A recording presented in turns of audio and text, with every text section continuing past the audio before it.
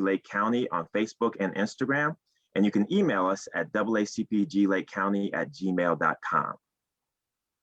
In our time together, we're hoping you can hear something that you have not heard before, or perhaps you can hear it in a different way. So please hit that share button. We appreciate everybody tuning in, and we're going to begin. So tonight, we're talking about COVID-19 and the COVID-19 vaccine. And the aim of this event is to empower people with the information to make a decision that is best for them and their family. Empower people to confidently identify misinformation on social media and what they're hearing from friends, family members, and even at your local barbershop about COVID-19 and the COVID-19 vaccine. We want this to be a conversation between our panelists and the community. So post any questions that you have in the chat, and we'll pull those and incorporate those into our discussion. Now, let me introduce our panel. Letitia Snyder has a degree in healthcare law from Loyola University Chicago, as well as a degree in healthcare administration. She currently leads the Midwest regional team for Pfizer vaccines, where she sets the strategic vision and business strategy on how to most effectively drive awareness of preventative diseases and increasing immunizations for the nation's most vulnerable populations. Dr. Derek Robinson, MD. Dr. Robinson is Vice President of Chief Medical Officer for Blue Cross Blue Shield of Illinois. Dr. Robinson is responsible for care management operations, clinical leadership, and strategic oversight in providing high-value health care to more than 8 million members. He has led community efforts to promote diversity and inclusion on the university, local, state, and national levels. Corliss Ivy. Corliss is a licensed clinical professional counselor and certified mental health integrative medicine provider in private practice. She looked at how relationships and life experiences impact the way that we show up for ourselves and the world around us. She also looks at how our perception of community affects how we grow, how we show up to the groups that we're surrounded by. Linda Tani, experienced nurse practitioner with a focus on geriatric medicine, working in community health at Rosalind Franklin University Health Clinics. Linda's nursing and advanced practice careers have focused around working with disproportionate share hospital patients and mobile health programs servicing the homeless, migrant seasonal farm workers, and underserved communities in Cook and Lake County, Illinois. As you can see, we have a well-rounded panel with expertise that overlaps, and they're able to answer the many questions that we've been able to pull from our community for this conversation tonight. These questions are key to a flow and the exchange of information that we feel like you could benefit from. So why not start with the biggest elephant in the room? So Letitia, how would you put into words the hesitancy the Black community has towards the COVID-19 vaccine? Well, Demetrius, for many years, Black people have felt that the healthcare system has been disproportionate against them. And in fact, people don't even have to look far back as Tuskegee or Henrietta Lacks to say, hey, I've had a negative experience with a healthcare provider. Despite the disproportionate amount of COVID-19 infections in communities of color, we're not getting the care that we need. So it's important to understand that unlike Tuskegee experiment, Black scientists have been a part of this process from the beginning. In fact, the Moderna and Pfizer vaccines actually have Black scientists on the development committee, in addition to Black scientists, policymakers, government officials. We've all been a part of that process. And then lastly, just something to think about, Dr. James Hendrith at Meharry Medical College in Nashville, which is an HBCU, he was actually on the approval committee for the emergency use approval for Pfizer and both Moderna's vaccine. And so again, Black people have been a part of this process. We have a voice in the room and we are at the table, unlike our history has shown us before. Yeah. Thank you so much for that, Letitia. This is so important to look at where we've been so we can know where we are. And with that, I'll transition to Linda. And can you speak to the current status of the pandemic? So like all of you know, the pandemic has been with us now for over a year, and the numbers just keep growing. So on a national level, we've seen more than 26 million confirmed cases of COVID-19 and more than 400,000 deaths. In the state of Illinois, we've also seen more than 1 million confirmed cases of COVID and more than 19,000 confirmed deaths.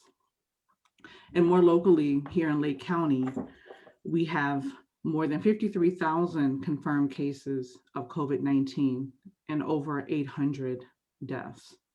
That's significant.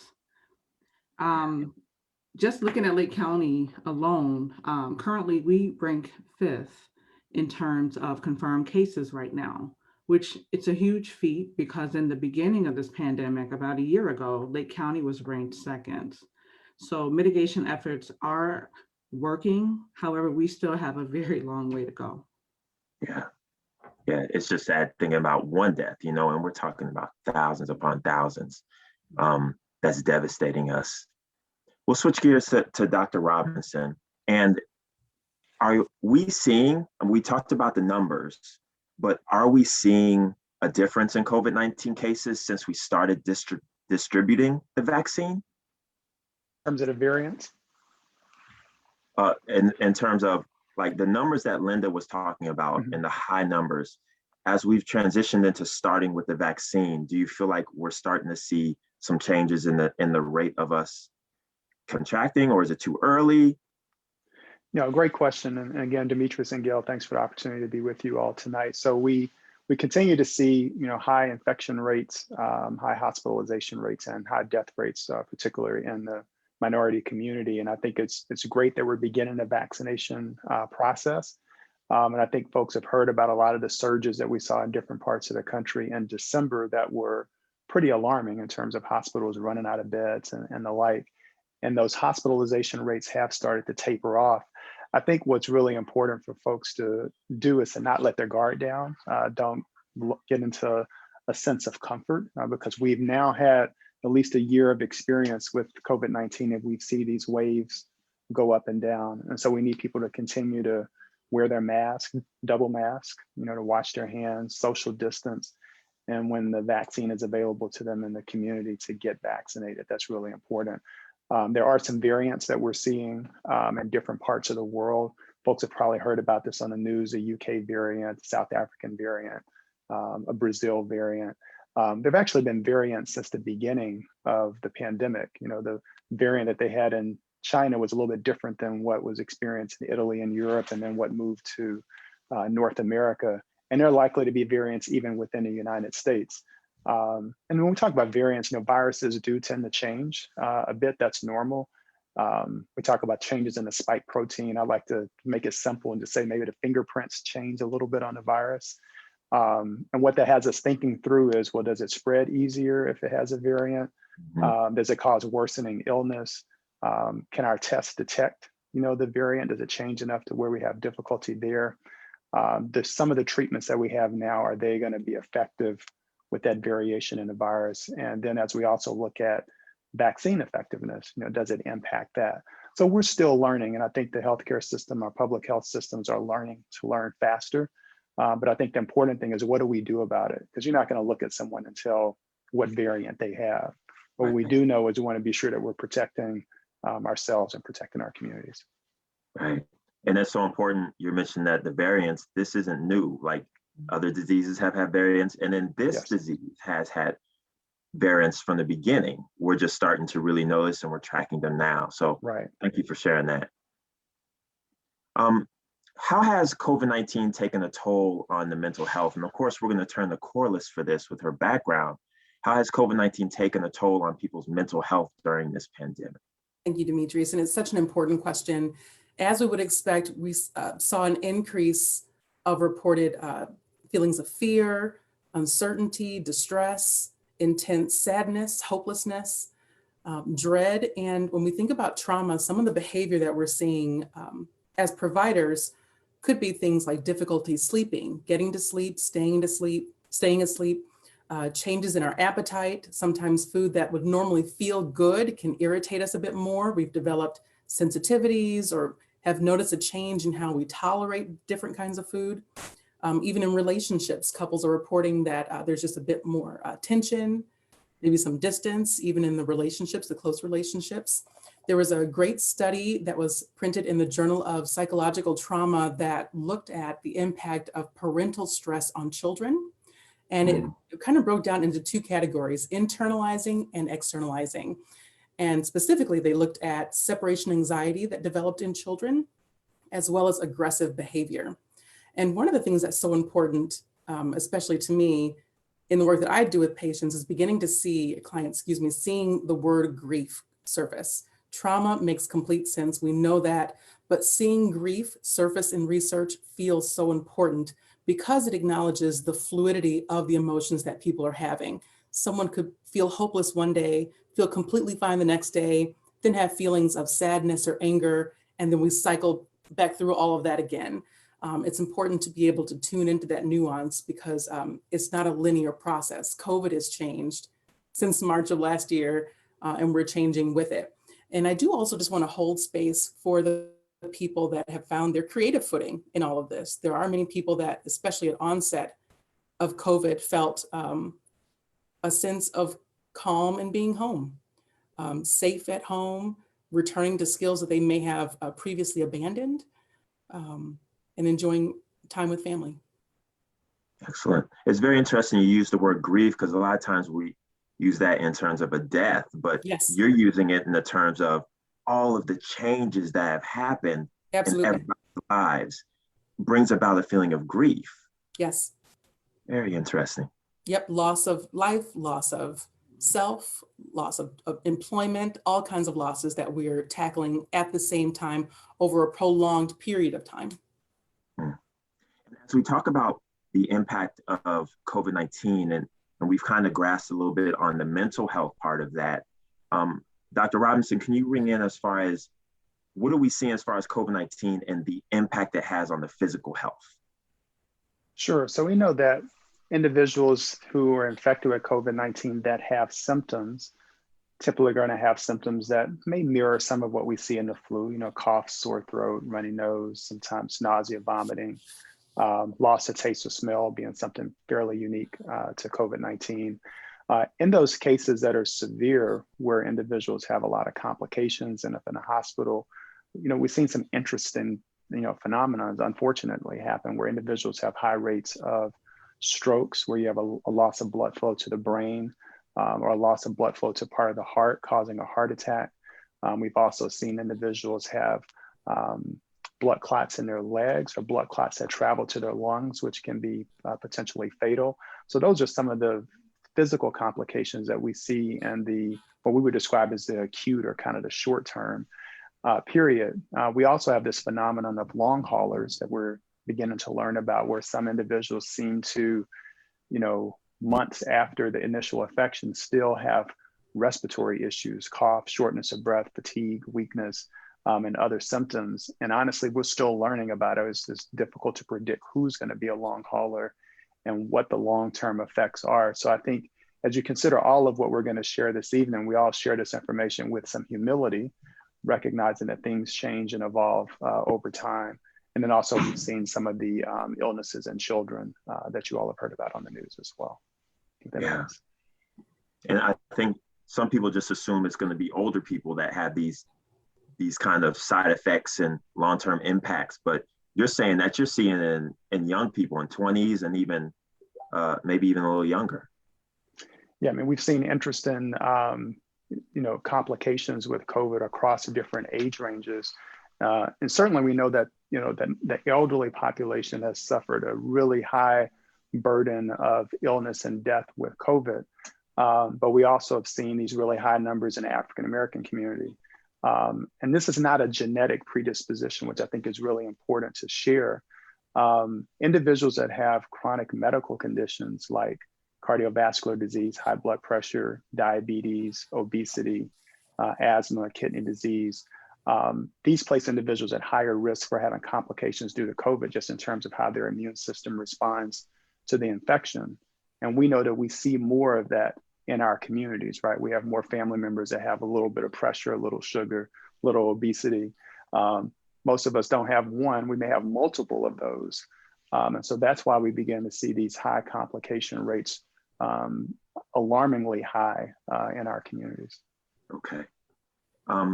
Want to thank everybody for tuning in. Once again, my name is Demetrius Willis. We're here with Letitia Snyder, Dr. Robinson, Linda Tenney, and Corliss Ivy. We're having a conversation about COVID-19 in the Black community. And we're going to go to Linda next. And Linda, you specialize, you know a lot of stuff, but the wonderful thing is that you specialize in our elders, our seniors, our elders, those that have the wisdom for us that pass down to us. And can you speak on how this has taken a toll, not only on their health, physical, but also their mental health during this time? So I would say that COVID has had an impact, obviously, on a lot of people. But like you said, to focus in on our geriatrics, our elderly folks that we care for, that we love, that we work with, we're seeing a variety of things with them. And so some of the ways we're just seeing more issues with isolation and issues with memory and just that lack of stimulation. And these are important for our elderly individuals. So some of those ways that we could work to mitigate this is to try to increase more phone calls with them. We know we can't necessarily be with them right now as much as we would like to, but call them more often. Do create a family Zoom. Do some light grocery shopping and leave it at the door for them. So just trying to find different ways to engage our elderly and look after them. In addition to that, research has shown that if elderly individuals, geriatrics, have the ability to participate in activities such as yoga or Tai Chi, it helps with mental stimulation as well as strengthening those muscles that tend to weaken and get atrophy just with disuse. So kind of being more sedentary, staying at home and not being out there as much.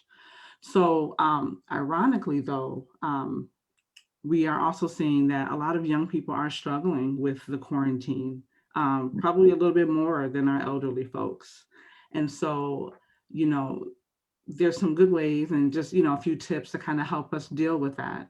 And if that means, you know, just taking a break from the news, taking a time out from social media, you know, getting into a coveted activity that you enjoyed in the past, taking a walk, reading a book. These are even playing a video game. These are all things that are stimulating and that can help us manage those feelings of isolation. Thank you. Thank you for that and giving that direction on where we can go with helping them. Corliss, is there anything that you would add to that? Absolutely. And Linda, I love that you mentioned going for a walk. We know that physical movement or activity is always helpful. We know the recommendation is currently still maybe 150 to 300 minutes of moderate intensity a week if we can, or 75 minutes of vigorous activity. And the nice part is we're even noticing short spurts make such a difference. It doesn't have to be the long, sweaty run around the block or around the ice blocks for us here in the Midwest. It could be, like you said, yoga, Pilates. There are so many apps. And if there are folks listening today that are interested in knowing what apps are available, both that you can pay for or that are free, drop us a line and we can be sure to respond to that. But additionally, I always want to emphasize seeking support. If it's professional support, connecting with a licensed clinical mental health provider. There are apps for relaxation and meditation as well. And I love, Linda, what you said about increasing time for Zoom, Google Duo, FaceTime. Yeah. There's so many different resources out there. We don't want to miss out on that. And one last item I know that's standing out to me is that we get intentional about creating healthy rituals for ourselves. Sleep and bedtime is an important one. I don't know if you're like me, you're looking at the phone even in the dead of night and it's not helpful. So increasing time away from the phone right before bed, turning out lights, maybe avoiding that last cup of coffee right before bed, things like that to really protect that time and our mornings as well. How do we protect our morning? Is the alarm buzzing off and we're jumping out of bed? Or is there something we can do to make that a bit more restful and peaceful? And that goes for our children as well. I love how you mentioned sleep in there because, we know sleep is tied to so many things having to Yes, do with our health, even yes, the perception of stress. So you can imagine if you can start stepping away from the cell phone at night and getting a good night's sleep, that would do a lot of benefit for actually all of us. absolutely. Absolutely. One of the things that we hear is there's this vaccine out there that we know for COVID-19, but you have people that say, well, I was born with the immune system. God gave me an immune system. I'm gonna be totally fine. And Dr. Robinson, would you be able to speak to that? Why our actual immune system can't just beat COVID? Why would we need a vaccine? It's a great question. So first of all, COVID-19 is a new virus in the human population. So our bodies, our ancestors, the folks in our community haven't seen that virus before. And so we don't have natural immunity to it. And also, I think because prior to the vaccine becoming available, we didn't have acquired immunity. So we see the spread, throughout the globe pretty quickly.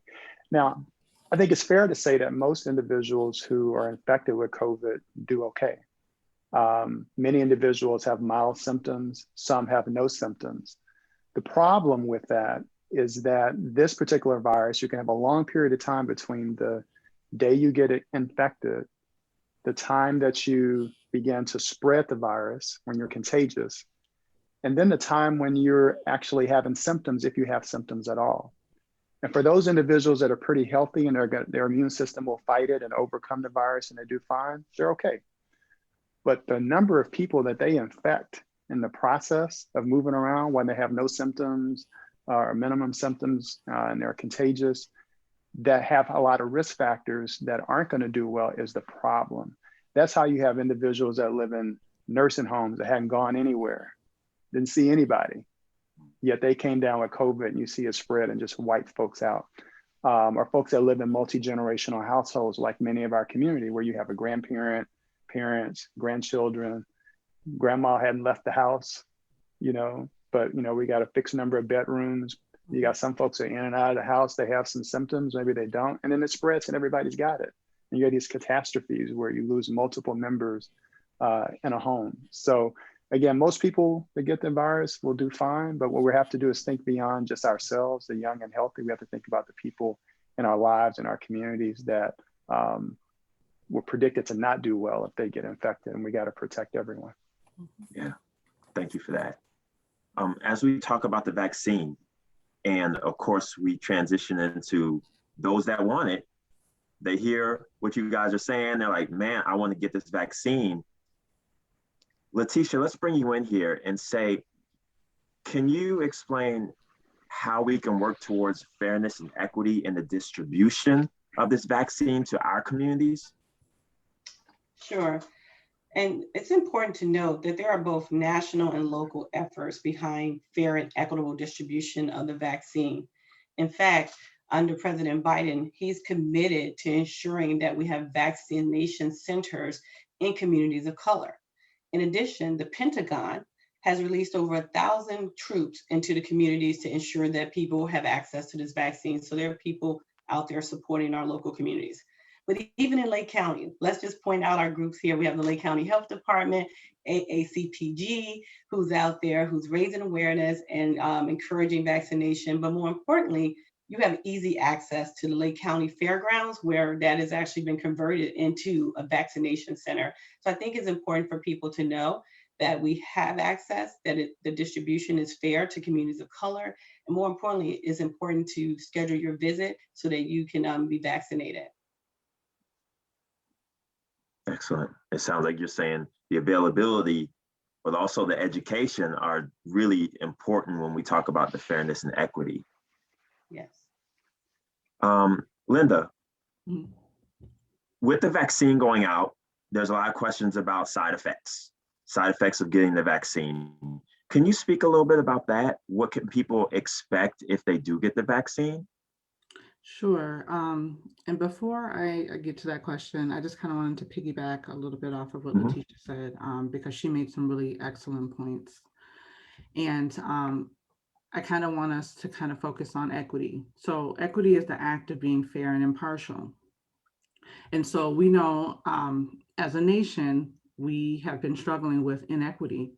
and many organizations. And a lot of these our organizations are now working really hard to have a huge overhaul of their institutions to dismantle the years of structural racism and inequality that have been heavily embedded in our institutions, as well as our healthcare system. So equity doesn't mean equal. Equity means that we are trying to meet the needs of persons and people where they are. And so Letitia had a great example of the Lake County Fairgrounds. But we know that everyone's needs are not the same. So just to kind of go back to the original question of how can we work towards an equitable distribution of the vaccine, I'd like to just kind of highlight the organization that I work for. We understand this issue very well. And because we know this issue, our work schedules vary. So sometimes we're out all day, sometimes we're out early in the morning, sometimes we're out late, weekends, even Sundays, because we know we can't take a traditional approach to healthcare if we're going to meet the various needs of the people that we serve in Lake County.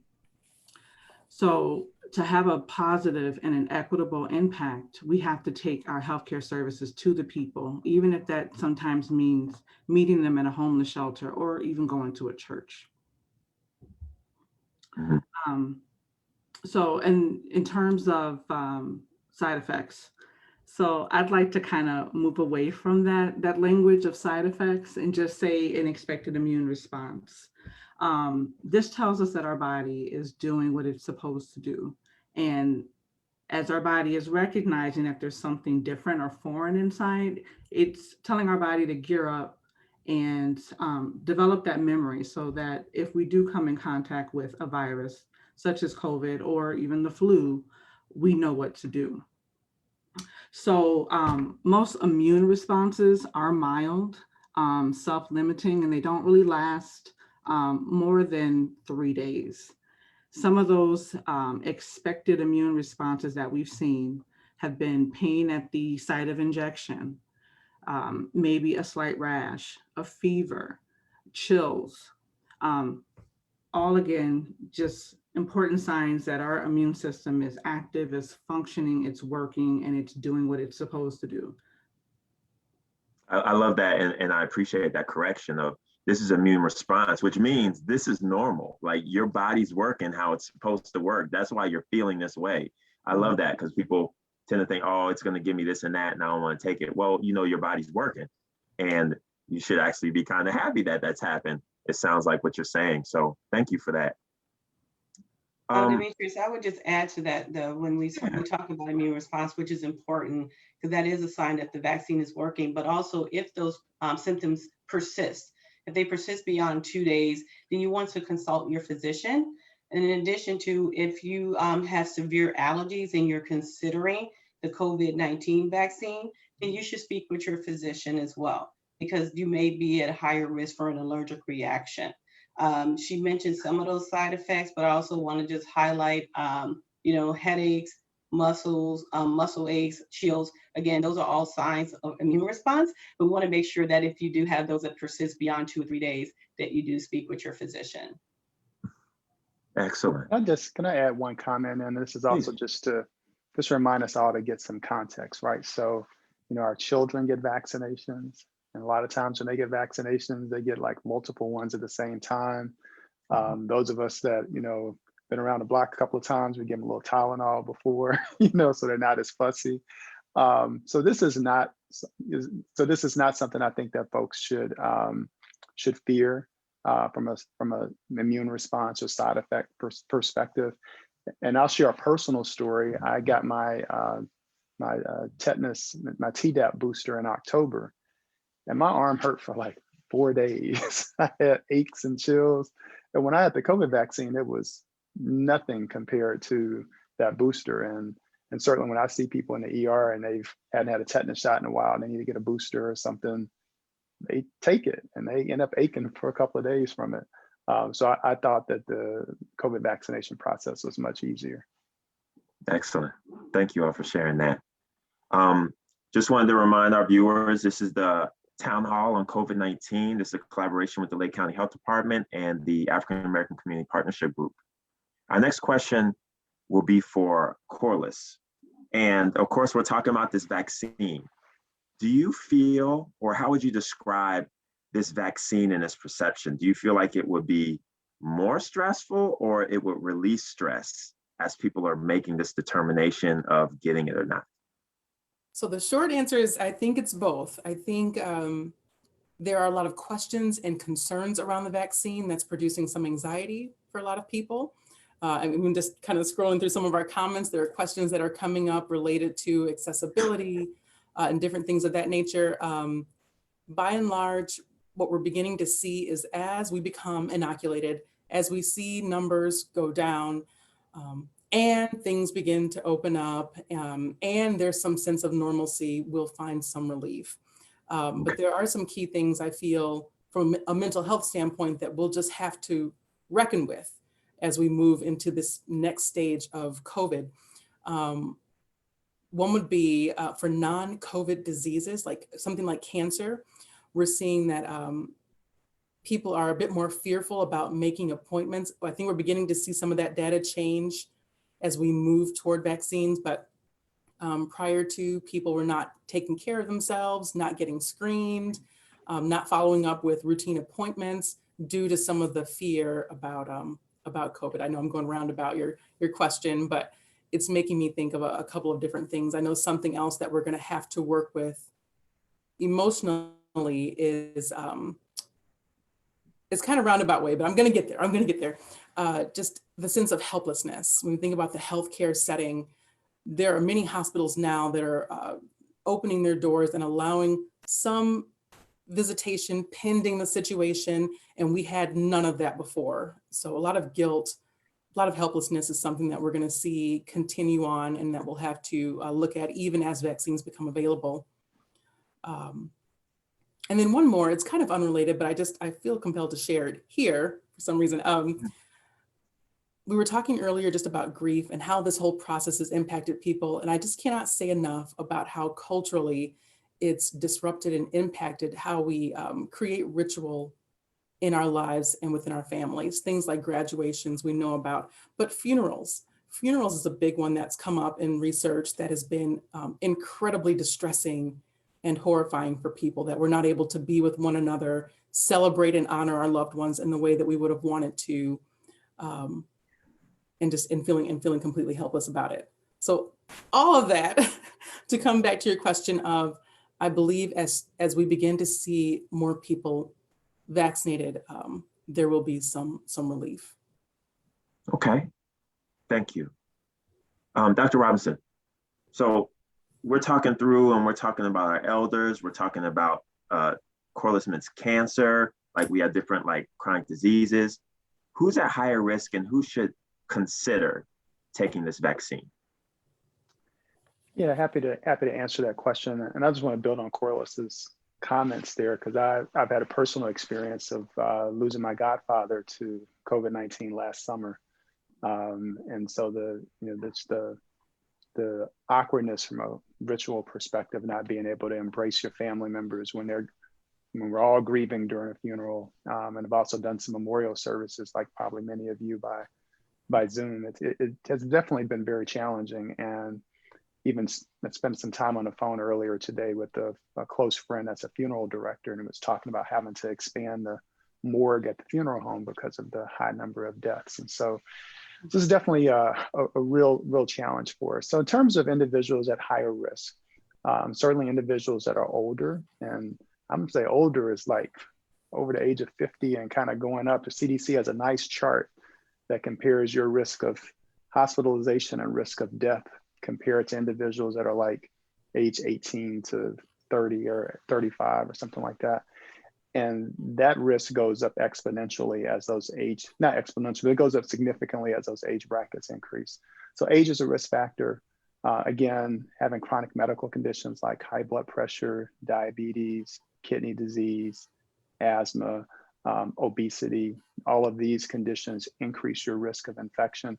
And I think also individuals that are frontline workers. So if you work in a job where you're interfacing with people in close contact, close proximity, whether it's coworkers or the general public, puts you at higher risk. If you're using public transportation, that also can put you at higher risk. And when you think about many folks in our communities, they fit multiple categories. You have the chronic medical conditions, your frontline worker, take public transportation. So your risk of exposure to the virus, as well as potential for complications, is pretty high. And because the data has shown, this high risk and high death rate in African American, Indigenous, and Latino populations, race and ethnicity is almost kind of fallen as a proxy for many of these, socio-demographic factors that provide increased risk. So I think folks definitely need to consider not only their own risk, but the people in their household, the people in their ecosystem that they love and care about and want to protect. Yeah. Speaking of that, Linda, if you can weigh in on how does taking or not taking a vaccine, how do you relate that to those people who are living with their family? Like that decision and the weight of that decision. There's a lot of contemplation that goes into that. And are you doing it for yourself? Or are you doing it for them? So could you speak on that a little bit? Sure. I feel like I'm, kind of just constantly going back to numbers here, but again, like it's been said from everyone on this panel, that this disease has disproportionately affected the Black and Brown community. So I saw some numbers from the Lake County Health Department that were pretty startling for me, and I'd like to share them with you all. So for every one white Lake County resident who tests positive for COVID-19, 2.5 African American individuals will test positive. So looking at that same one white Lake County resident, 4.5 Latinx individuals will test positive for COVID-19. And nationally, we know people of color are nearly 3 times as likely to die from COVID compared to white people. Sounds familiar, right? When we talked about, Dr. Robertson mentioned a lot of our family members having, high blood pressure, diabetes, the like. So, sounds familiar. So in general, if we don't get the vaccine, what we will see is that certain vulnerable populations will continue to suffer the adverse outcomes, and the cycle will be perpetuated. And traditionally, those have been people of color. So, we understand as a medical community that getting vaccinated is a very personal choice. We encourage you to make that choice, but it's a personal choice nonetheless. However, getting vaccinated is a way to protect yourself, protect your loved ones, and to help your community. Can I add a thought to Linda's comments there? Because it is an individual choice, yet there's so many decisions that we make, as households and families that impact each other. Again, we talked earlier about, even if you put the vaccine aside, we talked about multi-generational households, and you've got, they say everybody's on board, but maybe 2 people in the house, they want to go around with their mask off or go to different parties and that kind of thing. Those actions in the context of this pandemic truly put the health of other people at risk. And so I think as we think about getting vaccinated, we have to think responsibly, not only about our own health, but the health of those people that we say we care about, those people that we may in some instances depend on. And so we really are in this common fabric that's tied together, this common destiny. And we really have to think carefully about that in these difficult times as we're dealing with the pandemic. And we can definitely get on the other side of this, but we've got to be thoughtful. We've got to listen to trusted leaders in our communities. We've really got to try to make smart decisions that are going to protect our health. The alternative is not good, and we see that every day. And so I think when you see this long line of people in different states that are lining up to get vaccinated, and you see healthcare workers that have cleaned enough rooms of people who've passed away, or cared for enough patients who've been really sick, they're really delivering a really important message that I think we all have to pay attention to. And that's that this COVID-19 infection is real. And we've got to do everything we can to protect ourselves and protect our communities. Yeah. Demetrius, Patricia, I'm gonna bring you in here because what we have is like we are seeing these lines. A lot of times in these lines, these aren't people that look necessarily like us. But do you have any thoughts on this question? well, the first thing I would just state, and I'm sure the physician and nurse practitioner would agree, the first form of protection is simply washing your hands, putting on your mask. You heard Dr. Robinson say double mask. I think we don't forget that piece, right? The part you can do before you get vaccinated, or if you're eligible for vaccination, social distance, wash your hands, wear your mask. And even after you're vaccinated, you should maintain these practices, right? They don't go away just because you're vaccinated. And then Dr. Robinson summed it up perfectly. The fact is, you could put your family at risk. Your grandmother, your mother, your sisters and brothers, anyone who has asthma, other conditions that they can be at higher risk. So if not for yourself, do it for the people you care about, because that is so important right now. It's not just about us as an individual, it's about us as a community. Yeah. So we're going to take a few audience questions, and we do have a couple more questions we want to throw at you as well as we're going along. There is a question here about, is it okay to take over-the-counter medication immediately before or after the immunization? If so, which ones, and does it matter? Dr. Robinson, you want to answer that one? It's a question to the doctor. Well, let me first say that I'm not providing medical advice necessarily here, but it's not uncommon for individuals to take Tylenol, or acetaminophen, to kind of temper the, local pain or fatigue that might happen as a result of the vaccination. There have been some discussions you've probably seen on the news about different types of anti-inflammatory medications and whether they may interfere with the vaccine itself. But I think that is, at least in my experience, has been a safe approach.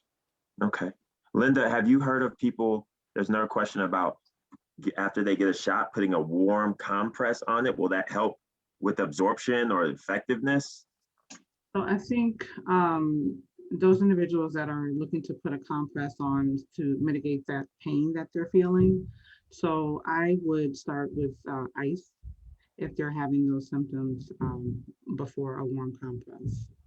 Okay. But certainly, taking something over the counter once you get home, if you're, that uncomfortable, something like a Tylenol, or Okay. if you are able to take a non-steroidal anti-inflammatory as well. Okay. Corliss, we have a question that will come your way. How do we get people to understand that their actions can and will impact the lives of others in the household and outside of the household? This is an incredibly loaded question, and so very honest, and I appreciate it. So a couple of thoughts that are coming to my mind. I think it's going to be difficult. How we think about COVID, how we think about health and vaccines is so tied to identity politics it feels like it's not even a question more about our health and the collective wellness. It's so much about what I think, what I feel, and how what's being said conflicts with my own personal ideals. One of the ways I might approach this is to think about boundaries within your household. And I'm just taking a quick look again at the question. If these are people that are specifically within your household, I wonder if there are some ground rules that can be set. This might be one for the group to help share thoughts that you think. I've had a lot of people talk about setting boundaries for their household. So not having people over if they're not willing to abide by guidelines. Okay. I don't know if Letitia, can you write down that too? When we look at, go ahead, I'm sorry, finish. Go ahead. As we look at how you regulate things in your household, as we start to transition to letting people over your house, like how do you, and even the people in your house, how do you explain the lines you want to draw as far as protecting the family from COVID-19? Well, I think that's the important thing. For the people that are in the house, you establish those guidelines, especially when you have teenagers, young adults. Of course, we want to see our friends. You even have your kids who want to have their play dates, and really helping them understand the importance of being safe. the importance of following safety precautions. Obviously, you know, having tons of guests over is not really an option right now, but if you are having people around, making sure you have on a mask. I cannot say it enough. Having on a mask right now. If I could, if I was outside having the same conversation with you, we will be speaking through masks. And so I think it's important that the basic fundamental components here are key to keeping us safe until you're eligible and or able to receive the vaccine. And I know there was a question around the vaccine development process that popped up as well. Just only because I'm on the science side of that, I'll just speak to one of the misbeliefs is that we created this vaccine so fast and where did it come from? And just to be clear, the messenger RNA, mRNA is what you hear quite often, that has been in development for over 2 decades. I won't go through all the science components right now, but just to be clear that the vaccine makers created technology to really help us actually respond to pandemics like this quite quickly, but it's also been looked at for flu and other viruses. So we didn't just pop this up overnight. This has been something that manufacturers have been working with mRNA technology for over 20 years. Okay. So as we start to kind of wrap up, I wanted to toss a last question to everybody. And it's really just what's the last message you want to leave with our viewers? What's the last thought you want them to have from you? And if you can kind of tie that into maybe how you plan on approaching the vaccine. Mm-hmm. Can we start with Linda? Sure. So I guess if I had to leave one last message, I would encourage everyone to get vaccinated that can. We are doing the big push, and the purpose is to try to develop that herd immunity so that we can beat this and get past it. So needing at minimum 75% of the population, if not more, like 90, to get vaccinated so that we can get back to a new normal, not to where we were before, but a new normal. So like I got my vaccine. I experienced some of those symptoms of a headache and just a little bit of weakness, definitely more arm soreness, but I would say within 2 days, it was gone. So I still want to just put that out there.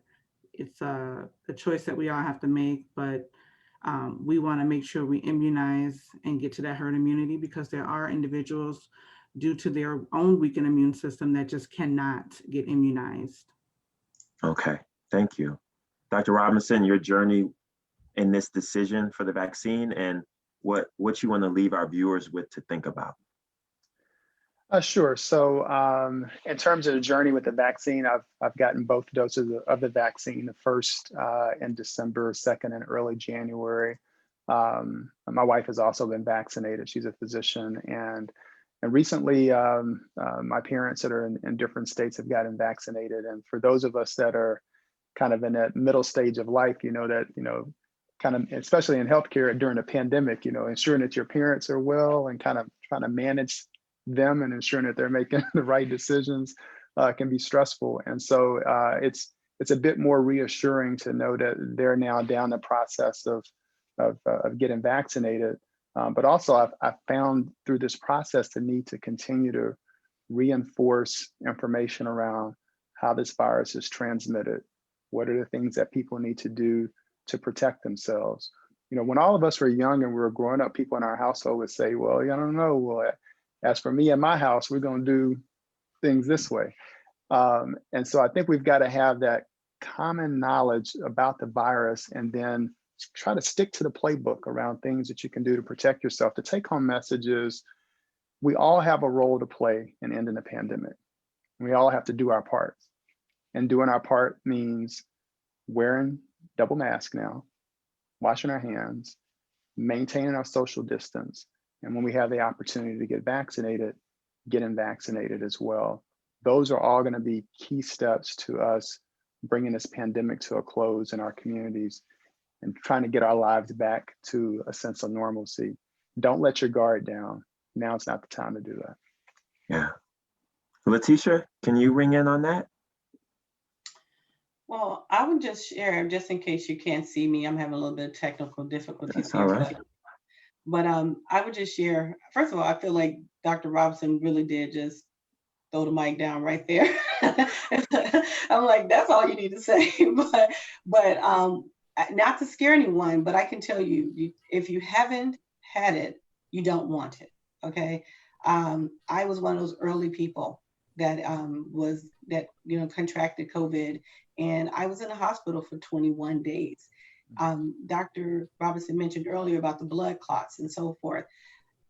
Had I not had doctors who were keenly aware and just a little adventurous, I probably wouldn't be here speaking with you today, because they thought, let's try heparin. They were one of the first ones to say, let's see if heparin would work, which I believe I'm able to have all my limbs and I'm able to speak with you. But it's not something that you want to go through. It's not something you want your worst enemy to go through. I was scared for my life. I prayed harder than I have ever prayed in my life. And more importantly, I have children, and the thought that I would not see them again scared me. And so if you don't even want to imagine how that feels, protect yourself, protect your loved ones, and do what you must do when it comes to your decision to get vaccinated. Thank you. And Corliss. Absolutely. I'm going to jump right into that same space with Letitia. My husband and I both had COVID last spring. I remember being sick on my daughter's 4th birthday, and I will say it's incredibly personal. We were both down in health for several weeks. I ended up with lung vulnerabilities and liver growths. He had cardiac issues that were exacerbated. And in the thick of this, there's a 4-year-old not quite able to put words to what's going on, distressed, not understanding why mom wasn't coming downstairs for a few days, having night terrors, wetting the bed. It was horrifying and different from Letitia.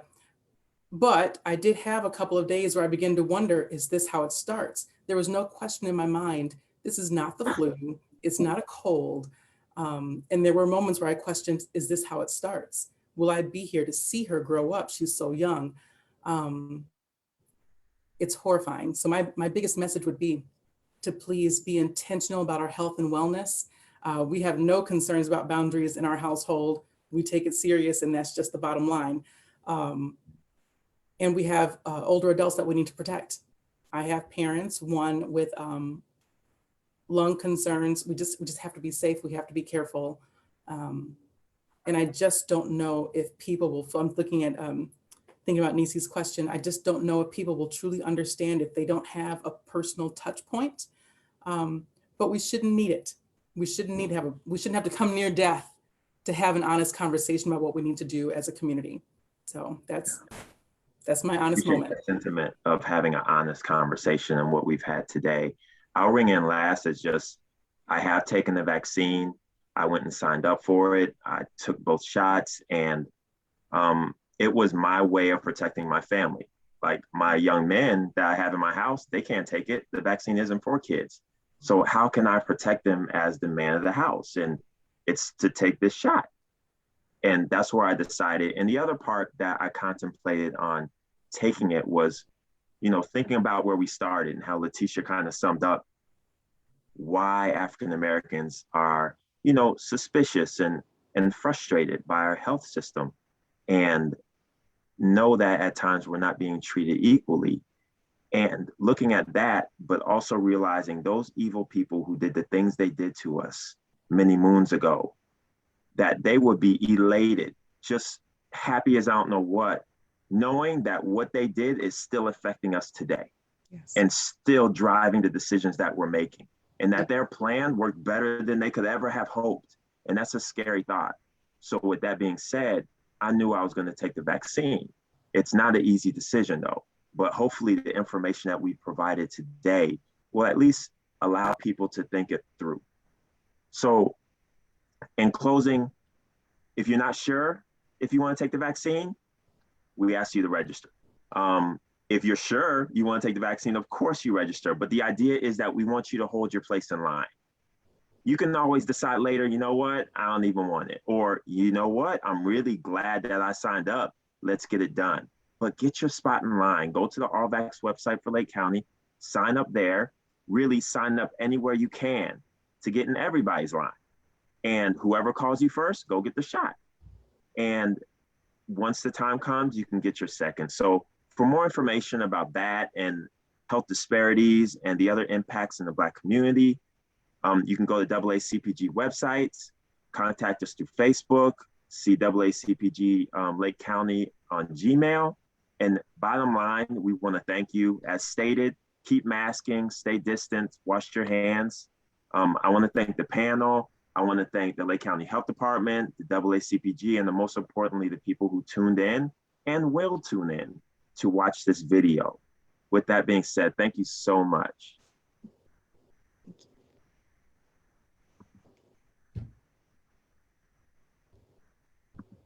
The last thing that they have me noting is are there any websites that you want us to go to look you guys up? Corliss, do you want the viewers to kind of find you anywhere? Absolutely. Reach out to me anywhere at all.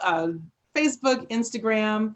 I'm Core Mental Wellness or Corliss IV, CORLISSIVY. And I made a note earlier, I forgot to say it earlier, but if you find that you're interested in emotional support, but not even sure where to start, Psychology Today is a great resource. You can always reach out to me. We can talk through together what would be great for you. And I won't hog all the time. All right. Linda, do you have any way people can get in contact with you? Yes, they could find me at Rosalind Franklin University Health Clinic's website. Okay. Dr. Robinson?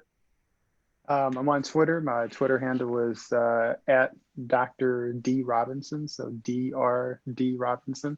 Also, we have public information available on the Blue Cross Blue Shield of Illinois website, so bcbsil.com. Feel free to go in there and look for information regarding COVID, as well as your Lake County Public Health Department. Good resource. Excellent. And Letitia, is there a way people can get in contact with you? Yes, I'm available both on Instagram and Twitter at the letter L, Snyder, SNYDER. And you can also go to our COVID vaccine website at C Charlie Victor V D David vaccine. So cvdvaccines.com. Okay. And Demetrius Willis, you can find me at the AACPG. And thank you again and goodbye. Bye. Bye-bye.